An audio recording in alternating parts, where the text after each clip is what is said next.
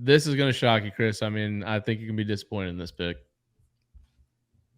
I'm going to take Bama over Georgia. I know. I had to go out on a limb and take Bama. Man, that the top level talent on Bama this year, obviously, knock on wood, you keep all those guys intact. I think they're the better team this year. Georgia has by far the most talent in the East. So they should be able to win that side of the division, but ultimately losing 15 guys to the draft, I think is a little too much to overcome. I think they could slip up maybe in the regular season, but if not, then to Alabama. Still, if the only game they lose is in the SEC championship, I'm sure they'll be in the playoff. Maybe I picked that. I don't know. Hint, hint. But I would take Bama over Georgia.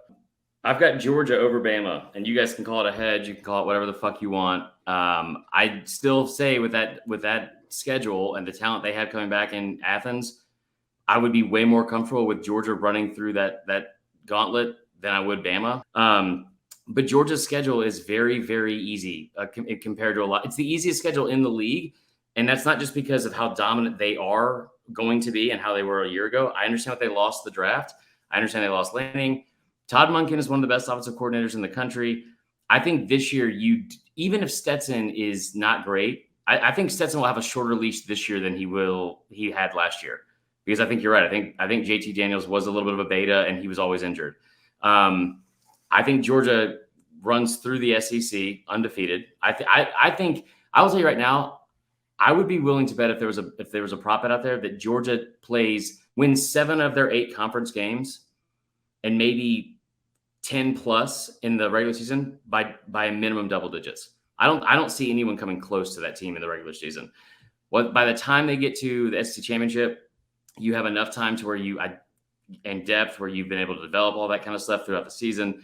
I tell you what, man, and I don't want to put this out there. And Bama's, I'm going to pull for them harder than anyone else. And like, I hope that I'm wrong when I say this, but I just don't. I mean, you were so close to a year ago of losing 2, 3, 4 games in the regular season.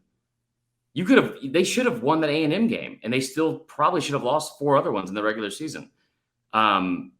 Is that changed this year? Maybe. I mean, probably. But I tell you what, you don't have is like for the first time since 2016. You don't have the luxury of losing your starting quarterback and still being okay the rest of the season. Jalen Milroe is a freak athlete, all that kind of stuff.